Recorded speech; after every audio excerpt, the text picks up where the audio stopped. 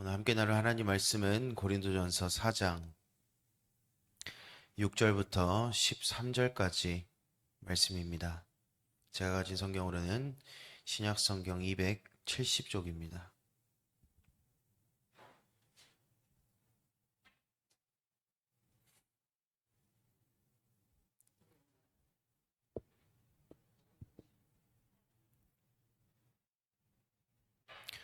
고린도전서 4장 6절부터 13절까지 말씀입니다. 한 절씩 교독하도록 하겠습니다. 형제들아, 내가 너희를 위하여 이 일에 나와 아볼로를 들어서 본을 보였으니 이는 너희로 하여금 기록된 말씀 밖으로 넘어가지 말라 한 것을 우리에게서 배워 서로 대적하여 교만한 마음을 가지지 말게 하려 함이라.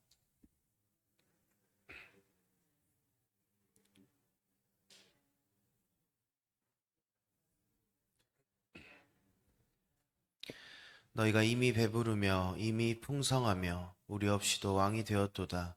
우리가 너희와 함께 왕 노릇하기 위하여 참으로 너희가 왕이 되기를 원하노라.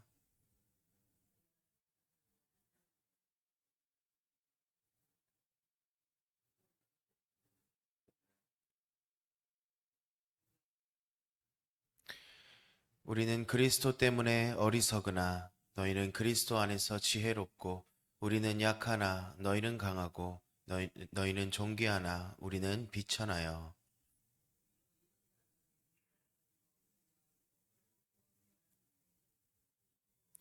또 수고하여 친히 손으로 일을 하며 모욕을 당한즉 축복하고 박해를 받은즉 참고 비방을 받은즉 권면하니 우리가 지금까지 세상의 더러운 것과 만물의 찌꺼기 같이 되었도다.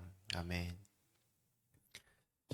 네, 지난 시간 우리가 고린도전서 4장 이 전반부의 말씀을 나누면서 바울이 말합니다. 이 교회의 모든 지체들이 하나님의 신비를 맡은 청지기이다. 이 바울은 자신이 복음의 청지기로서 하나님께 그 받은 사명들을 감당해 나가는 것처럼 이 고린도 교인들도 하나님께서 맡기신 그 사명을 겸손하게 감당해 나가야 함을 강조했습니다. 그리고 이 청지기에게 요구되는 가장 중요한 덕목은 충성이었습니다. 이 충성은 단순한 신뢰가 아니라 끝까지 변치 않는 신실함과 또 충직함을 의미합니다. 그리고 나서 이 모든 것, 우리의 모든 것이 그 판단은 사람이 하는 것이 아니고 하나님께서 주의 날에 밝히 드러날 심판을 바울은 두려워해야 한다. 라고 이 고린도 교인들에게 말씀합니다.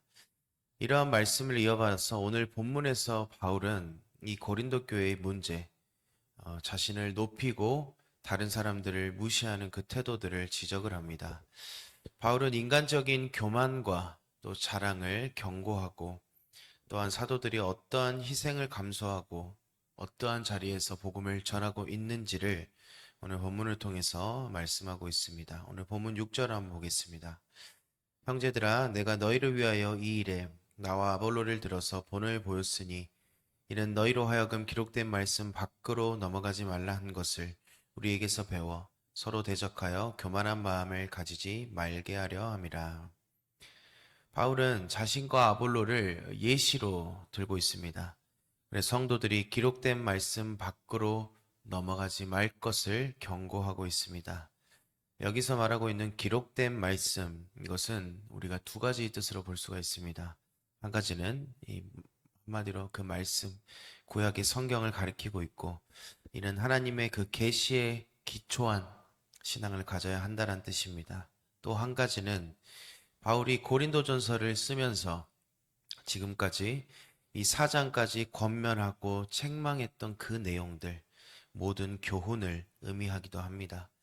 고린도 교인들이 자신의 지혜나 능력으로 자랑하는 것이 아니라 하나님의 말씀 안에서 겸손해야 함을 지금 강조하고 있는 것입니다.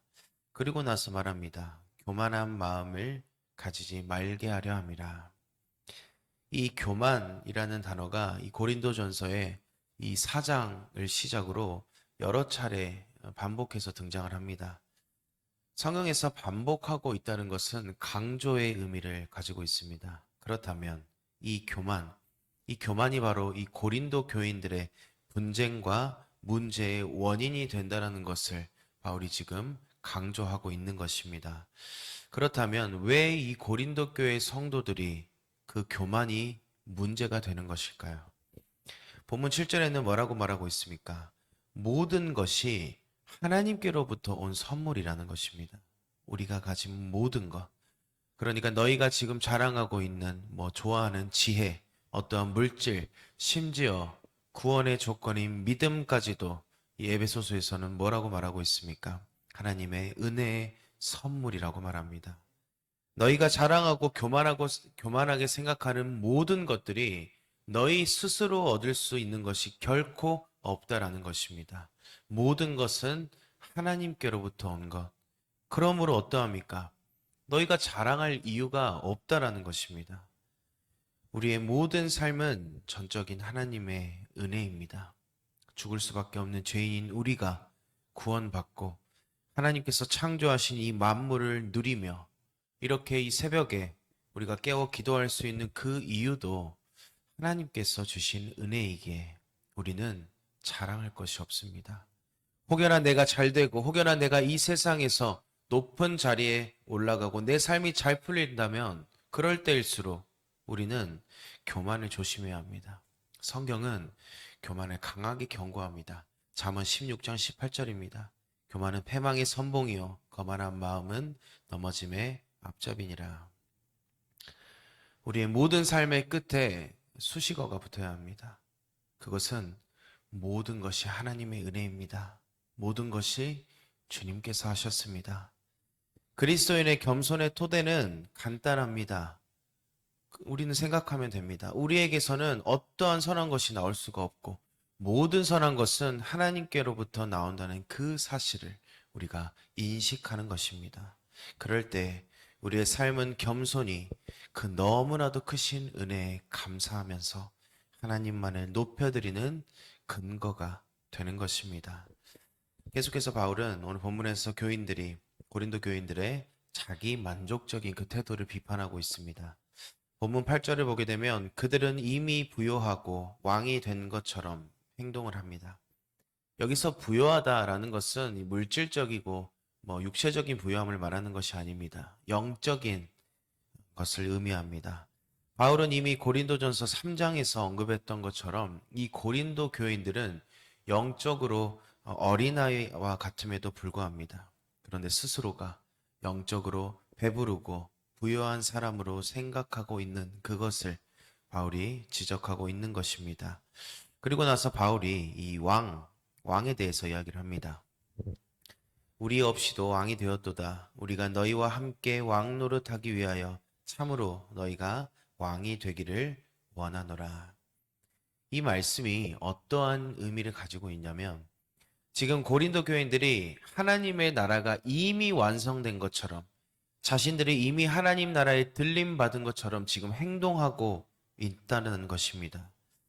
하나님의 나라의 개념 중에 이미와 아직이라는 개념이 있습니다. 예수님의 초림으로 하나님의 나라는 이미 시작되었고 성도들은 그 나라에 속한 자들입니다. 그러나 하나님 나라의 완전한 실현은 아직 이루어지지 않았으며 또 예수님의 재림을 통해서 최종적으로 완성이 됩니다. 따라서 우리는 현재 하나님의 나라를 경험하지만 동시에 그 완성을 기다리는 그 사이의 긴장 속에서 우리는 살아가야 합니다. 쉽게 말해서 바울이 지금 이 고린도 교인들에게 말하고 있는 것입니다. 너희 지금 긴장 안 해? 예수님께서 언제 재림하여 오실 줄 모르는데 너희 지금 이미 하나님의 나라가 완성된 것처럼 지금 교만에 빠져 살고 있네. 그러면서 바울이 이 사도들의 상황을 지금 쭉 이야기를 합니다. 9절부터 13절까지는 이 사도들의 끝없는 고난과 겸손을 말하고 있습니다. 9절 먼저 한번 보겠습니다. 바울의 고백입니다. 내가 생각하건대 하나님이 사도인 우리를 죽이기로 작정된 자같이 끄트머리에 두셨음에 우리는 세계 곧 천사와 사람에게 구경거리가 되었노라. 하나님께서 이 사도들을 하나님 나라의 그 복음을 전하는 사도들을 어떻게 하셨습니까? 죽이기로 작정돼 같이 끄트머리에 가장 낮은 자리에 두셨고 천사와 사람들에게 구경거리가 되게 하셨다. 이 말씀의 원어의 뜻을 살펴보면 이 경기장에서 죄수들이 맹수들에게 찢겨 죽여가는 그것을 구경하는 구경꾼들을 의미합니다. 그런데 사도들은 지금 이러한 상황 속에 있는데 고린도 교회 너희는 어떠하느냐? 바울이 지금 이 상태를 계속해서 강조하면서 말합니다. 10절에서 보게 되면 우리는, 너희는 이 단어를 3번이나 반복해서 사용합니다. 우리는 어리석으나 너희는 지혜롭다. 우리는 약하나 너희는 강하다. 우리는 비천하나 너희는 존귀하다. 바울이 지금 이 반어법을 사용하여서 고린도 교인 너희들의 잘못된 그 태도들을 깨닫게 하고 있는 것입니다. 진정한 그리스도인이라면 예수 그리스도의 복음을 전하는 자들은 어떠합니까? 11절부터 13절의 내용 한번 보겠습니다. 바로 이 시각까지 우리가 줄이고 목마르며 헐벗고 매맞으며 정처가 없고 또 수고하여 친히 손으로 일을 하며 모욕을 당한 즉 축복하고 박해를 받은 즉 참고 비방을 받은 즉 권면하니 우리가 지금까지 세상의 더러운 것과 만물의 찌꺼기 같이 되었도다. 이 고린도전서 4장 11절 13절 이 말씀을 보면 그리스도인으로 사는 것은 참으로 어려운 것 같습니다.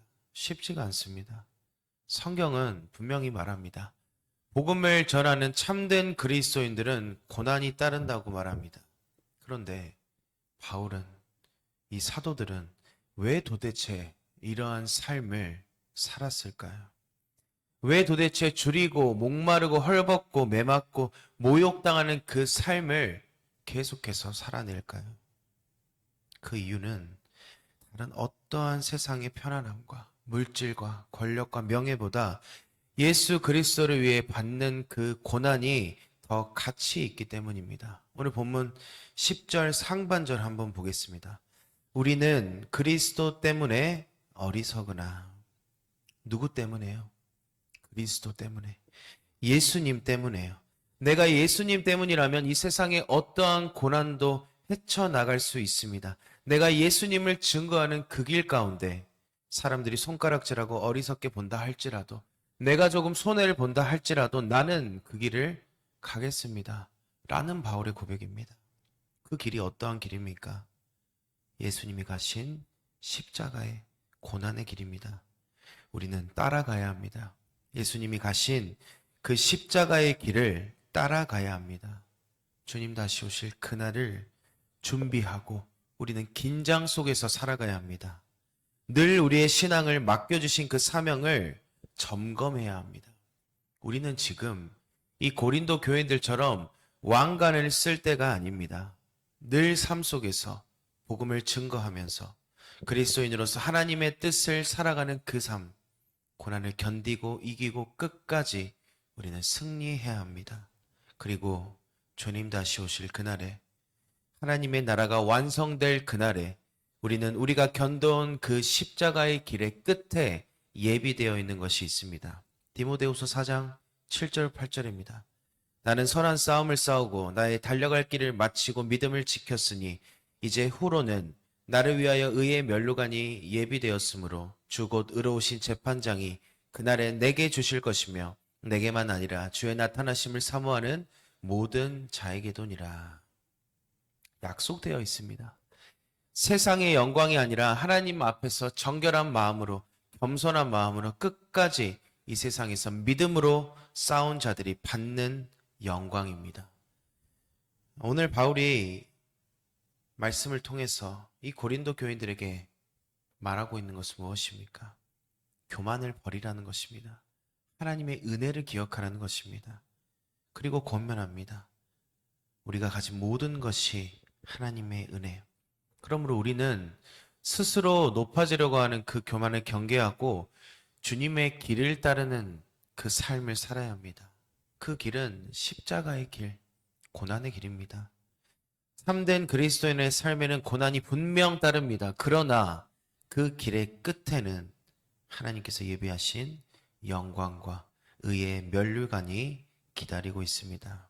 그러므로 오늘 우리도 오늘 말씀을 묵상하면서 다시금 결단했으면 좋겠습니다. 세상의 영광이 아니라 예수님을 따르는 삶을 우리가 선택하고 교만이 아니라 겸손과 충성으로 주님 그 뜻을 끝까지 맡겨주신 사명을 위해 달려가겠습니다. 세상의 가치가 아니라 하나님의 나라를 소망하며 살겠습니다. 라는 그 결단이 우리의 삶 속에 늘 있으며 또 하나님께서 영광 받으시는 우리 모두의 삶이 되기를 소망합니다. 기도하겠습니다. 하나님 아버지, 은혜와 사랑을 감사합니다. 오늘 주신 말씀을 통해서 우리의 삶을 돌아봅니다.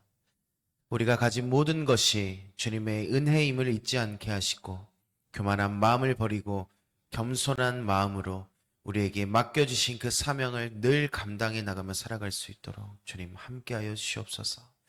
세상의 영광을 구하는 것이 아니라 십자가의 길을 따르게 하시고 주님의 다시 오심을 준비하며 끝까지 믿음을 지키며 승리하며 살아갈 수 있는 우리의 삶이 되도록 주님 함께하여 주시옵소서.